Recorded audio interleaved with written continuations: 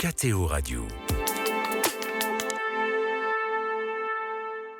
Après la tradition jésuite régulièrement mise en lumière par le pape François durant ses 12 années de pontificat, le monde découvre peu à peu, depuis l'élection de Léon XIV, une autre sensibilité spirituelle, la tradition augustinienne liée à saint Augustin, père de l'Église qui fut l'évêque d'Hippone, l'actuel Annaba en Algérie, de 395 à 430.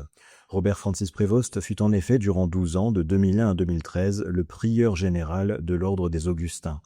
Figure majeure de l'histoire de la pensée, saint Augustin a contribué à structurer la théologie chrétienne par son œuvre immense qui se répartit en 113 livres, 218 lettres et plus de 500 sermons. Ces textes ont contribué notamment à élaborer les dogmes catholiques sur le péché originel ou encore sur la liberté et la grâce, mais sa pensée est aussi une réflexion ouverte à la sensibilité. En revenant sur sa conversion dans son livre le plus connu, Les Confessions, il évoque beaucoup ses larmes et celles de sa mère, sainte Monique, ce qui a valu à saint Augustin de recevoir le surnom de docteur des larmes.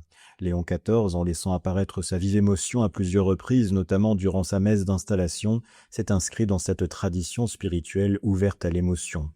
Durant son premier mois de pontificat, Léon XIV a réservé à sa famille augustinienne plusieurs de ses premières sorties hors du Vatican. Dimanche dernier encore, après la messe du Jubilé des familles, il a rejoint ses anciens confrères au Collège international Sainte-Monique afin de participer au déjeuner d'anniversaire de son successeur comme prieur général de l'ordre de Saint-Augustin.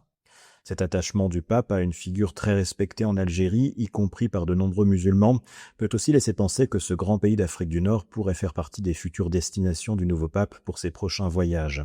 Léon XIV, originaire des Amériques, se situerait ainsi dans la continuité du pape François, en tissant des ponts entre pays de la Méditerranée, entre l'Europe et l'Afrique.